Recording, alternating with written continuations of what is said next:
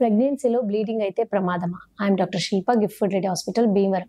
So ప్రెగ్నెన్సీలో అండి patients call చేస్తారు, మేడం సడన్గా నాకు నిన్న డ్రాప్స్ బ్లీడింగ్ కనిపించింది, లేదా కొంతమంది కొంచెం బ్లీడింగ్ ఎక్కువైంది, సో మేడం నా ప్రెగ్నెన్సీ పోయిందా అని చెప్పి చాలా భయపడుతూ వస్తారనమాట. సో నాకు ఇది చాలా కామన్ గా పేషెంట్స్ చెప్తున్న కంప్లైంట్స్. సో ఈ మధ్య కాలంలో అందుకనే దీని గురించి మీకు అవగాహన చేద్దాం అనుకుంటున్నాను. సో ప్రెగ్నెన్సీలో బ్లీడింగ్ అయ్యింది అంటే అండి డెఫినెట్ గా రీజన్ అయితే ఉంటది. Either it can be because of infection అవ్వచ్చు, లేదా ఎనీ హార్మోనల్ ఇంబ్యాలెన్స్.